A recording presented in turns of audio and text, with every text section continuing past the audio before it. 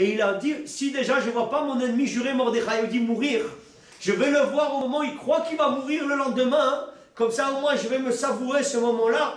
Je vais le voir livide, avec 3 jours de jeûne, il n'a pas mangé, il n'a pas bu. C'est pas le ramadan où il mange le soir, au meilleur des cas.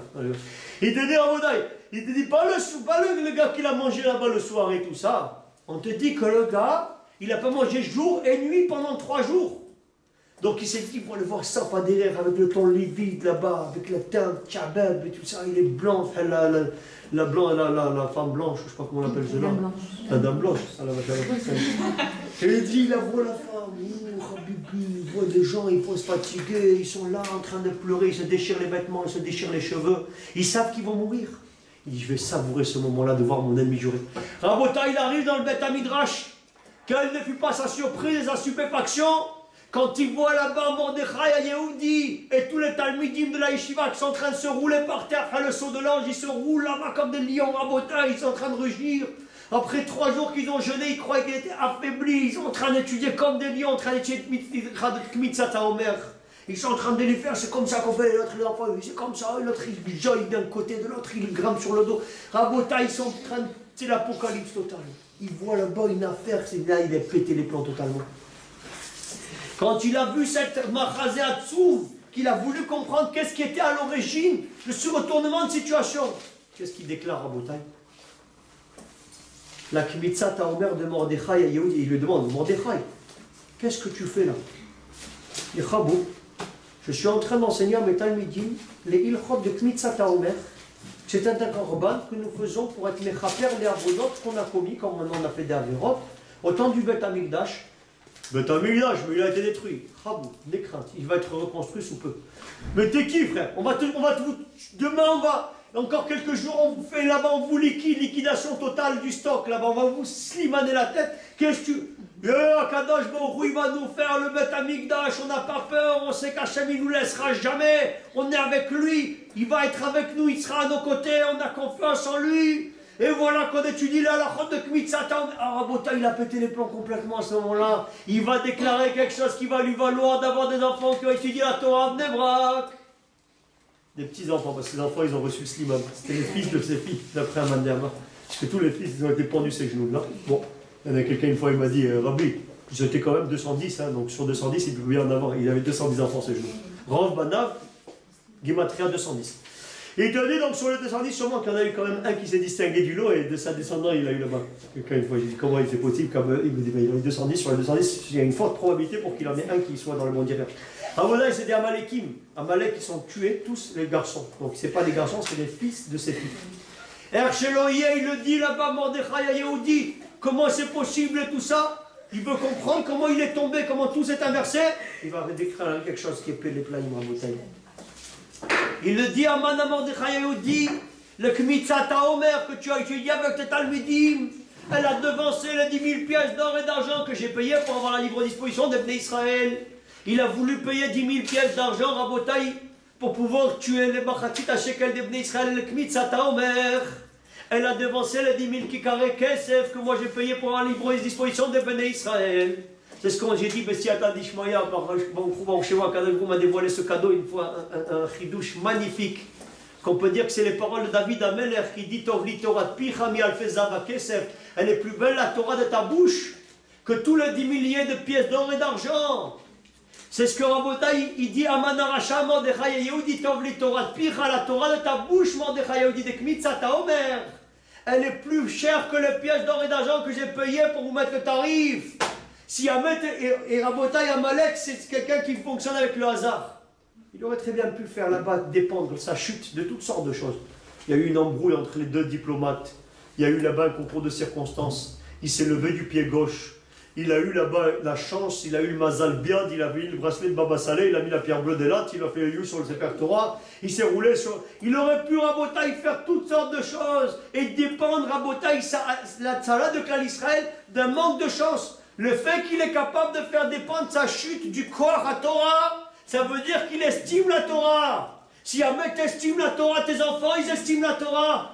C'est pour ça, Rabodaï, qu'Aman, il a eu le srout comme Ibn Banavlim de Torah, parce qu'il a estimé la Torah. Il a dit à Kol Kol Yaakov, c'est lui qui nous a enseigné cette chose-là. T'entends, Rabotai, c'est une somme incroyable. Combien il vaut, Rabotai? Est-ce qu'il y a quelqu'un qui peut sortir de sa poche là-bas? Pas des liasses de billets, parce que je sais très bien qu'avec des liasses de billets, il n'y a que moi qui ai une liasse de qualité supérieure ici. Et il t'a dit, Rabotai, c'est normal, parce que c'est pas mon argent, c'est l'argent de la yeshiva, et on m'a payé des frais de qualité supérieure.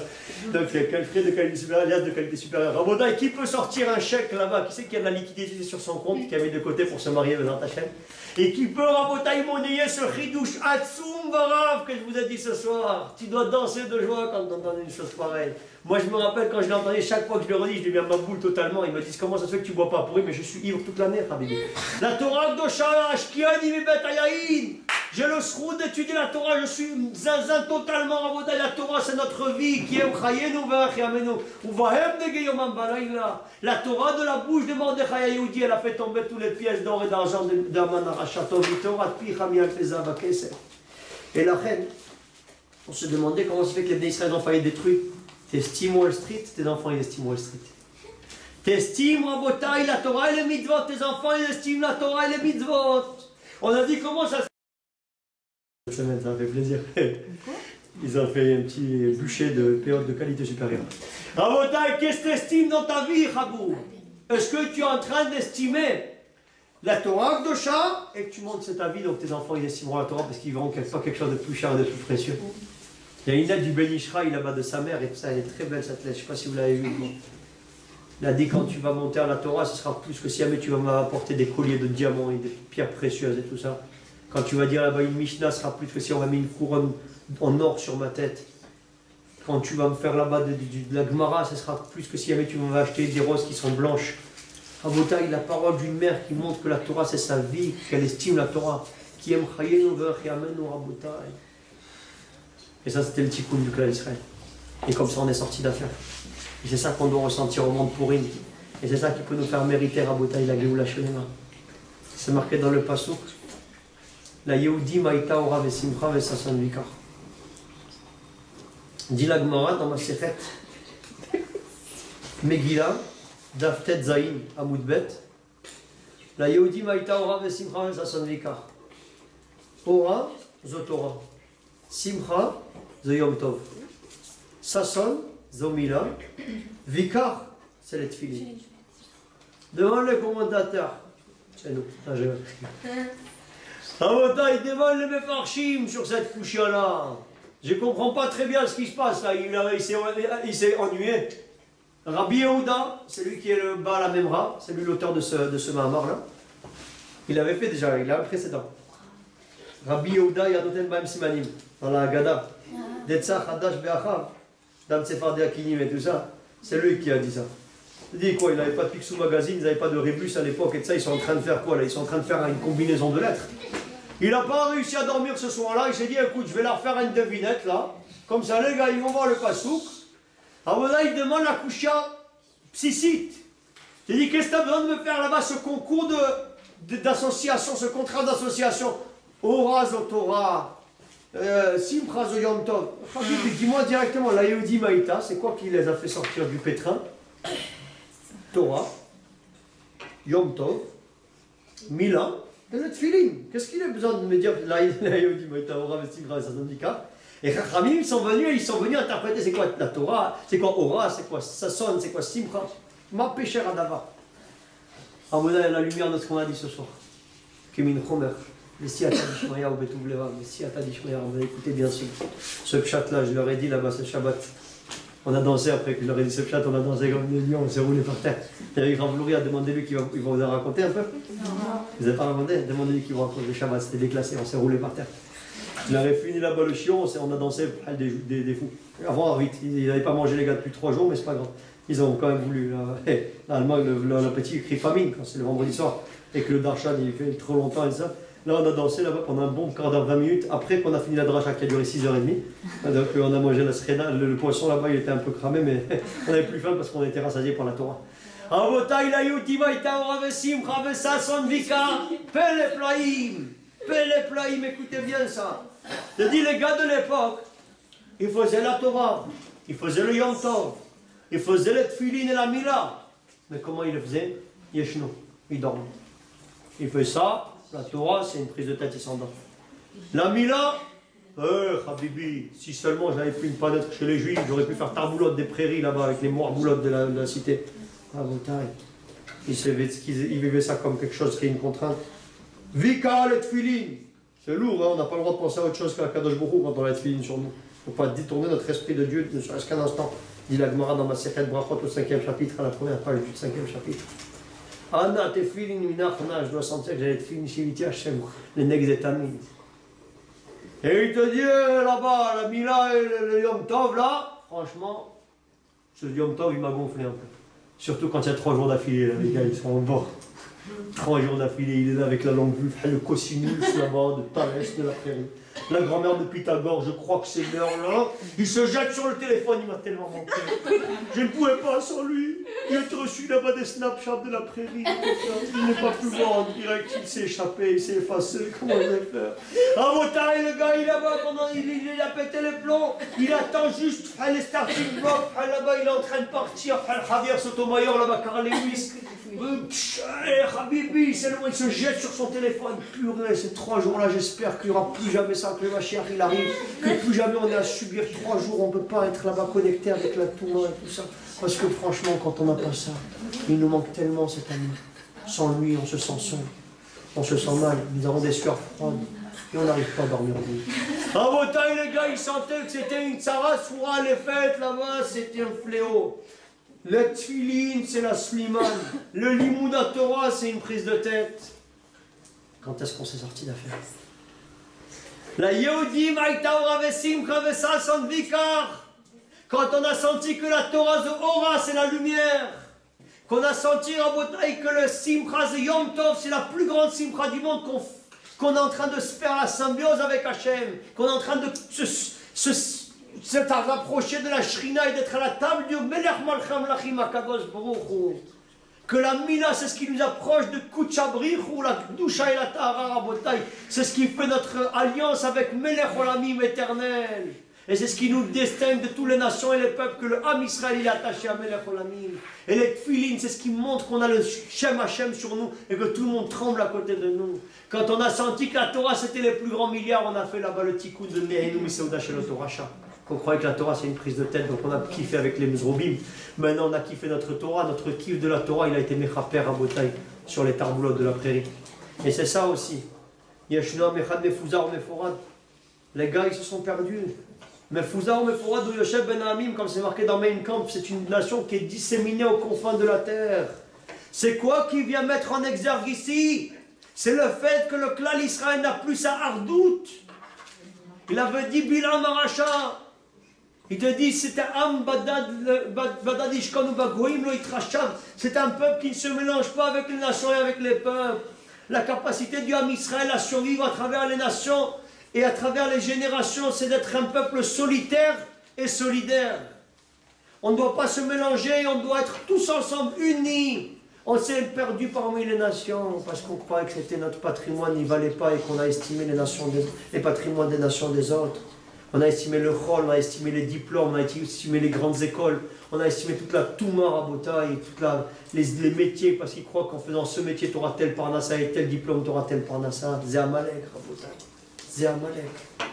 On a estimé toutes ces choses-là et Rabotaï, on a perdu l'affaire. La reine, il faut venir au monde de Purim, Mishloach Manot Ishlereu, ressouder là-bas la solidarité qu'on avait perdue. Matanot Gaïdonim, réchauffer le cœur de ceux qui ont perdu Rabotaï, cette joie et ce bonheur et ils n'ont pas de quoi, on les aide, on est avec eux. Le michté, qu'on kiffe notre Torah Rabotaï et qu'on n'a pas besoin d'aller dans les tarboulottes de Ibiza, du Pacha, du Shalbata et du Clara, des tarboulottes de la prairie pour pouvoir kiffer. Mais nous, on peut kiffer une Seuda Shal Mitzvah. C'est-à-dire, Rabotaï, tous ces ignanim là, la simcha de la fête qui est mechaper sur les nous, Seuda Shel Toracha. Les 3 jours de jeûne qu'on a fait pour pouvoir faire sortir Rabotaï par cette mortification, le kiff qu'on avait reçu et qu'on a senti une joie intense qui nous a approché d'Akadosh Baruch Hu. Rabotaï, c'est ça le message extraordinaire de cette fête de Purim, mais c'est ça qui doit nous réjouir profondément et c'est pour ça qu'on doit être heureux. On doit être heureux de notre héritage, de notre patrimoine. On doit être heureux et on doit se dire qu'en faisant en sorte d'estimer le patrimoine d'autrui, alors on compromet la pérennité du clan Israël et c'est à cause de ça qu'on a failli mourir. Et c'est quand on s'est ressaisi de ça, la Yehudi Maïta Ora Vesimcha Vesa Sanvikar, qu'on a trouvé que la Torah c'était la plus grande lumière du monde qu'on a été sorti d'affaire. Ce jour à Botaï de jeûne n'est pas comme les autres jeûnes. Tous les autres jeûnes qu'on a, à part celui de Kippour, que c'est le jour de la Tchouva, sur les Averot pour mériter la vie, tous les jours de jeûne, le 10 Tammuz, le 10 Tevet, par exemple, 17 Tammuz, Tchabab, plusieurs jeûnes, comme on l'appelle aussi le jeûne de Guidalia, tous ces jeûnes-là, c'est des jeûnes sur la destruction de Beth Amikdash. Qu'on se rappelle que nos Averot, c'est ça qui a engendré la destruction de Beth Amikdash, et que si aujourd'hui, ça n'a pas été reconstruit, c'est qu'on n'a pas fait de Tchouva. C'est-à-dire le jeûne Rabotaï de Tanit Esther, c'est un jeûne qui nous montre que ce que c'est quoi Hatfila. Que le Tfilot du Ham Israël, le Chizouk du Ham Israël, la Simcha du Ham Israël a déchiré le décret. Que normalement on aurait dû être détruit, à Kadosh Baruch Hu, il nous a gardé Veishanda. Il nous a gardé Bisroutma, Bisrout les Tfilot. C'est pour ça, mes sœurs, qu'il faut redoubler de Tfilot pendant cette soirée, pendant cette journée. Pendant tous ces jours de Pourim, on doit mettre le paquet Rabotaï, les portes du ciel, elles sont ouvertes. J'étais chez mon maître, ma lumière, Abraham Kanievski, juste avant le Shabbat plein des Français. Je lui ai dit qu'est-ce que le Rav voulait qu'on fasse passer comme message à tous les tzadikim qui sont venus. 260 Talmidim, ils sont venus se chauffer le cœur pour se renforcer et pour être les leaders du clan Israël de demain et pour éclairer et attacher le monde par la Torah et les Messim Tovim et pour remplir le monde de la connaissance de Dieu, que c'est ça que le Mashiach il attend pour se dévoiler. J'ai dit Rebbe, qu'est-ce que vous voulez dire aux Talmidim, qu'est-ce que je dois leur dire? Il m'a dit va dire à tes frères que le Mashiach est aux portes. Abodaï, le Mashiach il est aux portes. Quand est-ce qu'il va se dévoiler? Quand nous, on va être conscients du fait qu'on est milliardaires de la Torah et des mitzvot. Imagine si jamais il se dévoile et qu'on vit une vie complètement spirituelle et les gars, ils vont se rouler les pouces et on dit purée, mais non, on préférait le smartphone. On préférait là-bas les tours de Rossini des nations et des peuples. On préférait là-bas toutes sortes de tarblotes de toutes les nations. En Botaï, si jamais on s'en sort, on est fini. Il a dit au Talmidim, on raconte sur Khatam Sofer. C'est quoi ça? Ah, j'ai vu, vous l'avez vu de mon côté, ça fait plaisir. Il avait dit une fois Khatam Sofer à Botaï, ils sont venus lui parler à Khatam Sofer. Ils ont dit Rabbi, on a découvert que tu dis jamais chez Loa Sanigoy, dans les Bechot Hashachar. Ils sont partis chez son fils parce qu'il ne voulait pas lui dire à lui. Le fils, il a vérifié, il a vu, ah, c'est vrai, ça, j'ai pas fait attention. Il est parti, il a dit papa, comment ça se fait, tu dis chez Loa Sanigoy? À Botaï, il a dit Khatam Sofer, il a dit le matin, je me lève, je fais Netilat Tzadaïm. Quand je fais Netilat Tzadaïm, je suis tellement fou de joie qu'Akadosh Baruch Hu, il m'a choisi parmi le clan d'Israël que je ne peux pas me retenir de dire toutes les brachot. Directement, ça sort de ma bouche. Être Ataya Nimaskirayam, c'est vrai que ça ne devrait pas être comme ça. Avalava, mais calquel est à l'amour, ça fait tomber toute la hiérarchie, toute la bienséance. Je dis chez Loa Sanigoy parce que je deviens Maboul que je suis le fils d'Akadosh Baruch Hu, Asher Bachar Banu Mikol Ha'amim Venataganu et Torah Torah Botaï. De sentir qu'on est les enfants de Melech Melchem Lachim. De sentir le srout extraordinaire qu'on a d'être dans les mains d'Hachem Yitvarach. C'est ça, cette joie-là qu'on doit avoir. Cette joie, comme je l'ai dit tout à l'heure, de sentir que Dieu il est avec nous. La joie de savoir qu'on a les Gdolim sur qui on peut compter, qui nous montrent le chemin et la direction. Qu'on s'attache à eux et qu'on est sûr qu'on sera zoré d'être Ben Olam Haba. Je relisais Raboutaï dans les gouttes de lumière de Parashat Hashavua. Je lis, moi, chaque je vois qu'il y en a qui ne le lisent pas, mais moi je le lis. Je vais le mettre après ce soir, le petit Rataïchal. Ouverture des enchères, je vous le signe. On le lit, Shabbat. Hein? C'est beau, ça fait plaisir. Comment ils vous ont payé pour vous dire ça? Raboutaï, écoutez bien, je sais, c'est pour la publicité, pour nos amis. C'est les gouttes de lumière pour l'éternité, ça se boit sans soif. On a détrôné Interflora qui se fanent, mais les gouttes de lumière, c'est pour l'éternité. Tu peux le mettre dans le Mishnah, dans la ça fait plaisir. Raboutaï, écoutez ça, je vous disais, je les ai dans les gouttes de lumière pour l'éternité, je me suis rappelé d'un sifour, je l'ai vu dans le Chazonish. Il dit à la fin des temps, il y a deux bateaux. Il y a un qui va au Gan Eden, un qui va au Gehinam. On aura des grandes surprises, Raboutaï. Tu peux voir des gens avec frac, avec gâteau, avec kittel, avec des barbichettes, avec ce que tu veux. Ils sont dans le mauvais bateau. Pourquoi, Raboutaï? Parce qu'ils sont cholkim sur les gdolim. Ils contestent la vie des maîtres de la génération, ils se font égal à égal, ils croient. Et c'est des patrons et qui peuvent parler sur les Gdolim. Rabotai, le bateau de la fin des temps qui nous amènera vers le Gan Eden. Tu peux voir un type qui est avec un short là-bas, avec une crinière de barracuda, qu'il est en Marseille et en Tonga-Valenès. Mais quand il voit le gadol, il lui embrasse la plante des pieds, pas les pieds, la plante des pieds, il embrasse, il s'annule devant lui. Il voit le gadol, il dit, Rebbe, j'ai pas la force, mais je sais que c'est vous le patron. Je sais que c'est vous qui avez le émet et je vais me battre pour essayer d'être au maximum comme vous me demandez de faire. Et je ne me crois pas plus malin que vous. Ce bateau, il va au Gan Eden, Rabotai, l'autre bateau, il va au Gehinam. L'habit ne fait pas le rabbi dans ce domaine-là, Rabotai. Ça ne dépend pas de ce que tu portes, ça dépend de ce que tu as à l'intérieur et du cœur avec lequel tu as. Et c'est ça la simcha extraordinaire qu'on doit avoir de Kabbalat Torah Be'ahava, qu'on a vu la gadlout de ce que c'est Mordechai Yehudi, qui avait raison contre le monde entier, que tout le monde s'est planté, que lui il a eu raison. C'est une Mertav Meliaou qui se trouve là-bas, Emunat Rachamim, dans le 3e tome, en hébreu. Mertav sur Emunat Rachamim extraordinaire. Emunat Rachamim. Je te dis, ta droite c'est ta gauche et ta gauche c'est ta droite. Je te dis tout à l'heure, j'étais chez Raphaïm. Il y avait des gens qui avaient des spécotes. Tac, tac, tac, tac, tac, tac, tac, tac. Ils te tranchent tout. Ils te tranchent, Rabotai. Blanc ou noir. Tu comprends pas ce qu'il te dit, tu fais ce qu'il te dit, tu vois de la lumière de ma boule après, Rabotai. Par exemple, une fille qui a 28 ans là-bas, elle demande est-ce que je suis mitakesh de vouloir un vrai ou je suis mit pas cher. C'est ce qu'on dit. Toute personne normalement constituée qui veut qu'elle ait peut-être une chance un jour d'avoir une descendance, ben écoutez, on prend un intermittent du spectacle, elle est gilet jaune, le gars qui fait la moitié, mi-temps comme on appelle ça. Le mi-temps au début c'est un mi-temps, et après il se retrouve là-bas en tiers-temps, et après en quart-temps, et après en 5e de temps, jusqu'à la fin il fait là-bas une petite minute de Torah par jour qui reçoit des gouttes de lumière qu'on leur envoie à plus que 6000 personnes dans le monde. Il a eu la goutte de lumière. En Botaï. Parce qu'il a dit le Itakesh. Attends. Qui peut dire ça, Rabotai? Qui peut prendre cette responsabilité? Si ce n'est pas le gars d'Olador qui a des ktafaïm, qui a des épaules de qualité supérieure. Avec Dolim, Rabotai. Et ça doit te faire devenir fou. Vous voulez vous réjouir au monde de Purim? Pas la peine de vous mettre des luchettes de manzana dans le nez. Pas la peine de vous mettre là-bas ni du blanc, ni du rouge. Après le rouge et le blanc, tout vous le camp, je ne sais pas comment il dit les gars. Laisse tomber tout la vinasse. Et il te dit, Rabotai, sache que tu as des Gdolé Israël qui sont à la tête de tout le clan Israël et que tu n'as avoir peur de rien. La deuxième chose qu'on peut se réjouir, et c'est l'objet de ces gouttes de lumière pour l'éternité, qu'en recevant la Torah avec amour, le Shiur de Purim, il est déclassé. Lisez-le, il est très très grand, très très puissant. Je ne vous l'ai pas dit ce soir. Je ne sais pas pourquoi je ne vous l'ai pas dit. Je suis arrivé ici, je ne savais même pas de quoi j'allais parler. Ils m'ont rendu zinzin, ils m'ont dit ils ne vont pas venir. Après les autres ils vont venir et il faut faire le cours en 3 parties. Et il y en a d'autres qui vont descendre, d'autres qui vont monter. Allez, on va donner les veillerettes. Finalement je suis arrivé ici, ils m'ont brouillé les pistes, tout le monde était là juste à part chez moi là. Mais c'est pas grave, on est des grands. Tu vois bien que c'est pas toi, t'es qui frère? T'es qui pour parler? C'est Akadosh Baruch Hu, tout est improvisé, c'est Akadosh Baruch Hu. Je te dis c'est Vena, fort trouvé, c'est ça Rabotai qui doit te donner la joie au moment de Purim. Tu comprends pas que c'est pas toi qui fais quoi que ce soit. Tu comprends pas que Dieu il a tout prévu.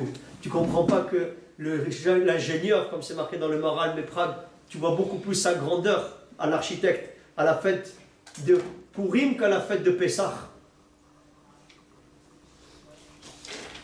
Tu dis comment ça, Pessah, tu vois des trucs de ma boule, à Purim tu le vois même pas. Mais c'est ça la grandeur d'un architecte. C'est quand tu le vois pas. Le type il a fait tout son travail en scred, il s'est barré. Il prend là-bas, il empoche là-bas son pactole, il s'en va à Acapulco, colle tout. Et il te dit, ah ouais, quand l'architecte il a besoin d'intervenir dans les plans, c'est qu'il s'est planté sur les plans. À Mavdil, bien sûr qu'on parle là-bas, qu'Akadosh Baruch Hu, au moment de Pessah, où il a dû intervenir et changer toute la nature, c'est quelque chose qu'il a voulu d'intervenir dans les plans. Mais tu vois pas la grandeur de l'architecte à ce moment-là. Akadosh Baruch Hu, il a fait là-bas tout le changement des plans, au moment de Pessah, pour montrer sa puissance, et que, comme il dit le Ramban sur Parashat Bo, des miracles qui sont dévoilés. Tu dois apprendre les miracles qui sont cachés. Dieu, il voulait montrer que c'est le patron, Bizroan et Touya, et c'est pour ça que Rabotai, au moment de Pessah, on ne se déguise pas, parce qu'à Pessah, Dieu ne s'est pas déguisé. Il est arrivé, il aura mis le Sliman. Et au moment de Purim, on se déguise, parce qu'à Kadosh, beaucoup s'est déguisé dans le hasard. Et tu vois la perfection du plan, que tout était Rabotai prévu à la lettre, à la ligne, d'une façon parfaite. À Kadosh Baruch Hu, il t'a fait les choses d'une façon claire et nette. Une clarinette. Il t'a fait les choses, Rabotai, extraordinaires du début jusqu'à la fin. Les Juifs n'ont pas voulu recevoir la Torah orale parce qu'elle est difficile à étudier. et à accomplir, nous dit le Maral de Prague et le Chafetz Chaim, au moment de Shavuot, parce qu'ils savaient qu'on n'allait pas vivre toute notre vie dans un dévoilement de Dieu comme ils ont eu au moment de Pessah et de Shavuot. On allait arriver à Treblinka, à Auschwitz, à Maïdanek. On allait arriver dans l'Inquisition et dans l'Intifada, dans les tsarot et dans les guerres. Et on allait être dans un matzav très difficile où on ne peut pas accepter avec amour les choses parce qu'on ne voit plus Akadosh Baruch Hu. Ils sont arrivés à Purim, nous dit la Gemara dans Masechet Shabbat à la page Peret, Mi'avash al-Toranes, avec l'amour du miracle, ils ont accepté la Torah orale. Tu dis comment ça l'amour du miracle? Quel miracle il y a eu à Purim? Il n'y a pas de miracle pratiquement. C'est-à-dire Akadosh Baruch Hu ne figure pas, nous dit le Gaon Mivilna. C'est-à-dire Abotai Mi'avash al-Toranes, c'est quoi? C'est les miracles. Qu'Akadosh Baruch Hu, il se trouve avec nous-mêmes dans le Esther Panim, même dans le Esther Panim, même quand on se trouve dans l'exil, Akadosh Baruch Hu, il te donne la main. Akadosh Baruch Hu, il est présent et tu peux le dévoiler si tu le recherches avec tout ton cœur. Pas qu'au moment de Pessah, où il y a un dévoilement de l'Ashgacha très très grand, de la providence. Même Rabotai à Treblinka et Auschwitz, Akadosh Baruch Hu, il est là, il te donne la main et tu peux le découvrir si jamais tu le recherches. Et c'est ça la mashmaout de Megillat Esther, les galotes et à Esther, dévoiler ce qui est caché. Et c'est pour ça qu'on doit ouvrir Rabotai entièrement cette Megillah du début jusqu'à la fin. Pour montrer que tout était prévu, Miroche. Et c'est ça, Rabotai, qui doit nous faire devenir Maboul. C'est de ça qu'on doit être fou de joie. Savoir qu'Hachem, il est avec nous et qu'il ne nous a pas abandonné, qu'il est là. Ne te plains pas, t'inquiète pas pour ton zivouk, pour ta parnassa, pour tes études, pour ta famille, pour tes parents, pour rien, ne t'inquiète de rien. Tu es dirigé, c'est Akadosh Baruch Hu qui est avec toi, il te garde, il te protège. C'est lui qui a tout prévu, Rabotai, Akadosh Baruch Hu Elohim. C'est lui qui fait tout. Il est là, dans le rocher, dans l'obscurité. Il te donne la main, il ne t'a pas abandonné, il ne t'a pas laissé. Tu es avec Hachem. Quand tu sais que tu es avec Akadosh Baruch Hu et qu'il te donne la main. Gam ki eler beget salma ved Rabotai. Lo irava. Pourquoi? Pas parce que j'ai fait 6 ans de kung fu. Pas parce que je suis champion de France de judo. Je pourrais vous faire une planchette japonaise et j'ai la ceinture noire à la maison. Je pourrais vous la mettre pour courir. C'est mon déguisement de kimono de qualité supérieure. Ça veut dire Rabotai. Ah, si vous voyez le déguisement de qualité que j'ai cette année-là, il est de qualité. Faut que je vous le montre, tout ça, je l'ai amené avec moi. Rabotai, j'aurais dû venir avec ce soir, ça aurait fait une rigolade de qualité supérieure. Il te dit pas parce que je suis un costaud et que je suis un gibor et que je sais faire là-bas des pompes et des abdos, des flexions, frère Tortue Ninja. Pourquoi j'ai pas peur même si j'ai dans la vallée de la mort? Kiata, il m'a dit, Akadosh Baruch Hu, t'es avec moi, Shiftecha, où j'ai des gifles ou des bisous, c'est la même chose parce que c'est le papa qui me les donne. Moraï Rabotai, mes sœurs, je termine sur cette histoire. Ramir Wiesman, un Talmid Chacham chez nous à Bnei Bronx, il a raconté au Shabbat des Français une histoire tellement puissante. Il a dit, on apprend la Emouna, il y avait un grand tzaddik qui était dans les camps Rabotai, dans les camps de Sibérie, là-bas, dans le Tsarot Tsrourot, il a passé des moments très difficiles. La Emouna, je l'ai appris d'un russe goy. Il a dit, les gars, ils étaient très surpris et tout. Il dit, comment ça? Il a dit, quand j'étais là-bas, dans la ville, il y avait un type, il est funambule. Et il va sur un fil, Habibi, des allers-retours. Tac, tac, tac, tac. Il fait des allers-retours. Et le gars, il le siffle, il le crie. Il se roule par terre avec lui. Oh, il est zinzin. C'est le meilleur, celui-là, il lui jette des pièces. Et lui, il attrape les pièces dans sa poche, il les met dans son chapeau. Il faisait des clowneries Rabotai. Le gars, il était incroyable. Après, au bout d'un certain moment, il a voulu faire un autre exercice avec le funambule là-bas avec son sang. Il a dit, il prend une brouette et il court d'un côté à l'autre de la montagne avec le fil. Oh, Rabotai, les gars, il le siffle encore plus, il devient zinzin complètement. Au bout d'un moment, il a dit, est-ce que dans l'assistance fournie, il y a un volontaire pour se mettre dans la brouette? Vous imaginez bien que les gars, ils n'ont pas fait les malins et tout ça, et le type, ils ont dit, vas-y toi, non, c'est toi qui fais ça. Et là, Rabotai, il est venu, alors, je suis le volontaire. Tu dis volontaire, les gars, il le regardent, tout le monde l'admire et tout. Et il le met dans la brouette. Et vas-y, Habibi d'un côté, de l'autre, d'un côté, de l'autre. Il le siffle, il devient zinzin totalement. Le gars, il est descendu. Il y a des gars qui sont venus. Il a dit, Chabou, attends, coucou. Ta vie, elle est frère. Ta vie, elle est abandonnée. C'est tellement... T'es tellement un genoune que ça tu peux tomber, t'es un shawarma après. Qu'est-ce que tu vas devenir? Une seconde, il te fait là-bas un dérapage synchronisé, il te fait tomber par la prairie. Comment t'as eu la folie de rentrer à l'intérieur de ça, de cette brouette-là? Il a dit, je suis le fils de celui qui a le funambule. C'est papa qui a fait là. Et papa, il ne me fera jamais tomber. Parce que papa, il sait ce qu'il fait. Papa, il est digne de confiance. Papa, il ne va pas prendre le risque de me faire tomber. Si jamais il a le moindre risque, il n'aurait pas fait cette chose-là, Rabotaï. C'est pour ça que le seul qui est monté dans cette boîte, c'est le fils de celui-là. Parce qu'il sait que Abba, il sait ce qu'il fait, c'est la même chose, Rabotaï. Il a dit, j'ai appris de ce goy-là ce que c'est la Emouna et le Bitachon. Atanim ça dans la brouette sur le fil, Rabotaï, Aval Abba Shelcha, c'est lui qui pousse la poussette. N'aie peur de personne, n'aie peur de rien. Kadosh Baruch Hu, c'est lui qui te pousse. Et Abba, il ne me fera jamais tomber parce qu'il m'aime, c'est mon père. Il dit, c'est comme ça, Rabotaï, qu'on doit être migage dans les yémines de Tourim, de sentir que Abba Sheba Shamayim, il est avec nous. Afilou be'astore shebe tachastore. Sham bevadaï nimtza Hashem yitbarach. Il est là, Rabotaï, à Kadosh Baruch Hu. Dans le rocher et l'obscurité, il me donne la main. J'ai peur de rien ni de personne parce que je suis avec lui. J'ai peur de rien ni de personne et je n'irai jamais contre Akadosh Baruch Hu. Je n'irai jamais contre Dieu pour faire les volontés de Dieu. Je vais aller contre lui. Je t'ai dit, Akadosh Baruch Hu, c'est lui qui prévoit tout. C'est lui qui me dirige. C'est lui qui fait tout ce qu'il faut. Je suis entre les mains de papa. C'est Abba qui pousse la poussette. Jamais il me fera tomber parce qu'il sait ce qu'il fait. C'est Abba Sheba Shamayim. Ça, Rabotaï, cette connaissance et cette conscience-là, c'est ce qui va nous faire arriver. Que vous êtes complètement coucou le jour de Pourim. Et que votre filote, elles sont très puissantes, encore plus que celles de Kippour. Parce que quand on est fou de joie et qu'on est tellement fier de notre patrimoine, de notre héritage, qu'on devient les enfants d'Akadosh Baruch Hu, qu'on mérite ou qu'on ne mérite pas.